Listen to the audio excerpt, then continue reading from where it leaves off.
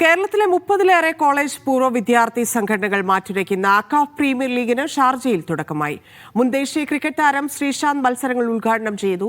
കേരളത്തിന്റെ വനിതാ ക്രിക്കറ്റ് താരം കെസിയ ഉൾപ്പെടെയുള്ളവർ അതിഥികളായി പങ്കെടുത്തു. 8 വനിതാ ടീമുകളും APL-ൽ മാറ്റുരയ്ക്കുന്നു. മീഡിയ വൺ ടൂർണമെന്റിന്റെ മീഡിയ പാർട്ണറാണ്. ഷിനോ ഷംസുദ്ദീൻ ചേരുന്നുണ്ട്. ഷിനോജ്, അക്കാഫിന് തുടക്കമായിരിക്കുന്നു. വലിയ ആവേശം, അത്രയധികം ടീമുകൾ മത്സരിക്കുന്നു. ശ്രീശാന്താണ് അത് ഉദ്ഘാടനം ചെയ്തത്. അങ്ങനെ വളരെ വലിയ പ്രത്യേകതകളുമായി ആരംഭിച്ചിരിക്കുകയാണ്. എന്തൊക്കെയാണ് വിശേഷങ്ങൾ മാച്ചിനെ കുറിച്ച്? ധന്യ നേരത്തെ സൂചിപ്പിച്ചതുപോലെ നിരവധി പ്രത്യേകതകളുള്ള ഒരു മത്സരമാണ്. ഇപ്പോൾ എനിക്ക് പിറകിൽ കാണുന്ന ഈ വേദിക്ക് പുറമെ അപ്പുറത്ത് മറ്റൊരു ഗ്രൗണ്ടിൽ മത്സരം നടക്കുന്നുണ്ട്. അങ്ങനെ 4 ഗ്രൗണ്ടിലായിട്ടാണ് ഒരേ സമയം മത്സരങ്ങൾ പുരോഗമിക്കുന്നത്. 32 ടീമുകൾ, അതായത് കേരളത്തിലെ വിവിധ കോളേജുകളുടെ പൂർവ്വ വിദ്യാർത്ഥി സംഘടനകളെ പ്രതിനിധീകരിക്കുന്ന 32 ടീമുകൾ ഇതിൽ മത്സരിക്കുന്നു എന്നുള്ളതാണ് ഒരു പ്രത്യേകത. പിന്നെ അതേപോലെ തന്നെ 8 വനിതാ ടീമുകളും മത്സരിക്കുന്നുണ്ട്. അതിനൊപ്പം തന്നെ നമുക്കൊന്നും അത്ര പരിചിതമല്ലാത്ത ഒരു ഫോർമാറ്റിലാണ് ഈ ക്രിക്കറ്റ് നടക്കുന്നത്. 100 ബോൾ ഫോർമാറ്റിലാണ് ഈ മത്സരം നടക്കുന്നത്. കേരളത്തിലെ വിവിധ പൂർവ്വ വിദ്യാർത്ഥി സംഘടനകളുടെ ഒരു അപ്പെക്സ് ബോഡി ആയിട്ടുള്ള അക്കാഫാണ് ഈ മത്സരത്തിന്റെ സംഘാടകർ.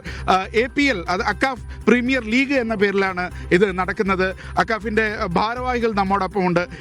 എന്താണ് ഈ 100 ബോൾ ഫോർമാറ്റിന്റെ പ്രത്യേകത? 100 ബോൾ ഫോർമാറ്റ് എന്ന് പറഞ്ഞു കഴിഞ്ഞാൽ നമ്മൾ സാധാരണ ഓവേഴ്സാണ് കളിക്കുന്നത്.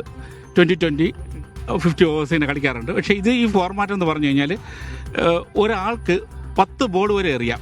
അതായത് ഒരു എൻഡ് ചേഞ്ച് ചെയ്യുമ്പോൾ തന്നെ 10 ബോൾ, ഒരു ഓവറിൽ അങ്ങോട്ടും ഇങ്ങോട്ട് ചേഞ്ച് ചെയ്യില്ലേ, ഇത് 10 ബോൾ കഴിഞ്ഞിട്ടാണ് ചേഞ്ച് ചെയ്യുന്നത്. അതുപോലെ തന്നെ ഒരാൾക്ക് പരമാവധി 10 ബോൾ എറിയെങ്കിൽ ഒരു ഓവർ എന്ന രീതിയിലാണ് എറിയുന്നത്.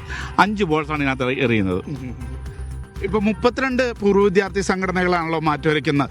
ഇന്ന് ഈ ഗ്രൗണ്ടിൽ ഇറങ്ങിയിട്ടുള്ള കോളേജുകൾ ഏതൊക്കെയാണ് ആ പൂർവ്വ വിദ്യാർത്ഥി സംഘടനകൾ? 32 കോളേജുകൾ എന്ന് പറഞ്ഞു കഴിഞ്ഞാൽ ഇതിൽ കളിക്കുന്ന ഭൂരിപക്ഷം ആൾക്കാരും നേരത്തെ ക്രിക്കറ്റിൽ നല്ല ലെവലിൽ കളിച്ചിട്ടുള്ളത്. രഞ്ജി പ്ലേയേഴ്സ് ആയിരുന്നാലും ഇവിടുത്തെ ടൂർണമെൻറ്റിൽ, അതായത് നാഷണൽ ലെവലിൽ UAE വേണ്ടി കളിക്കുന്നവരും ഒക്കെ ചേർന്നിട്ടുള്ള കോളേജിനെ ബേസ് ചെയ്തിട്ടുള്ള ടീമുകളാണ് ഓരോ പ്രതിനിധികളായിട്ട് ഓരോ കോളേജിന് പങ്കെടുക്കുന്നത്. ഇത് എത്ര ദിവസമായിരിക്കും ഈ മത്സരങ്ങൾ നീണ്ടു നിൽക്കുക? ഇപ്പോൾ ഫെബ്രുവരി വരെ തുടരുന്ന മത്സരങ്ങളാണല്ലോ.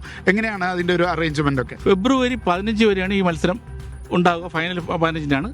ഇത് ഇനിയിപ്പം അടുത്ത ഒരു 24-ാം തീയതി വരുമ്പോഴത്തേക്ക് നമ്മുടെ ലീഗ് മാച്ചസ് കഴിയും. അത് കഴിഞ്ഞിട്ട് ക്വാർട്ടർ ഫൈനൽ, അത് കഴിഞ്ഞിട്ട് സെമി ഫൈനൽ, പിന്നെ ഫൈനൽ. അതാണ് എൻ്റെ ഫോർമാറ്റ്.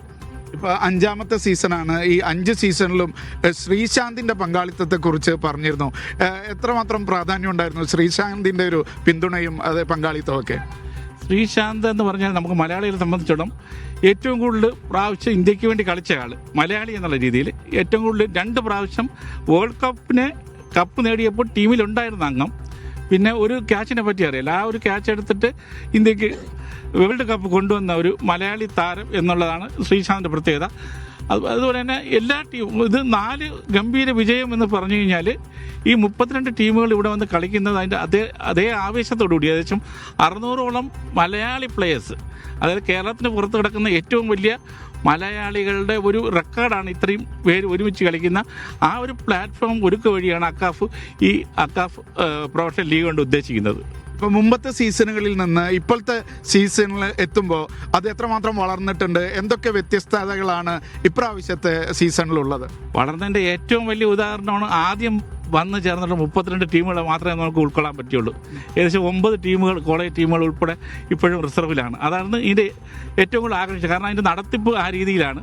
പ്രൊഫഷണൽ ലെവലിൽ തന്നെയാണ്. ഷാർജ ക്രിക്കറ്റ് അസോസിയേഷൻ്റെ അഫിലിയേഷനോട് കൂടി തന്നെയായിട്ടുള്ള അമ്പയേഴ്സും അതുപോലെ സാങ്കേതികപരമായിട്ടുള്ള നമുക്ക് അതിൻ്റെ സ്കോറും കാര്യങ്ങളും ഒക്കെ നിയന്ത്രിക്കുന്നത് അവരാണ് പ്രൊഫഷണലി. ഇപ്പോൾ ഇതിൻ്റെ ആവേശം എന്ന് പറഞ്ഞു കഴിഞ്ഞാൽ പാതിരാത്രി വരെ നീളുന്ന മത്സരങ്ങളാണ് ഇവിടെ ഈ 4 ഗ്രൗണ്ടിൽ നടക്കുക. ആ സമയങ്ങളിലൊക്കെ ഇവിടെ ഈ കോളേജുകളെ പിന്തുണയ്ക്കാനും മറ്റുമായിട്ട് പൂർവ്വ വിദ്യാർത്ഥികൾ എത്തും എന്നുള്ളത് മറ്റൊരു പ്രത്യേകതയാണ്. കേരളത്തിന് പുറത്ത് നടക്കുന്ന ഏറ്റവും വലിയ മലയാളി ക്രിക്കറ്റ് മത്സരമാണ് ഇതെന്നാണ് സംഘാടകർ പറയുന്നത്. ധന്യ.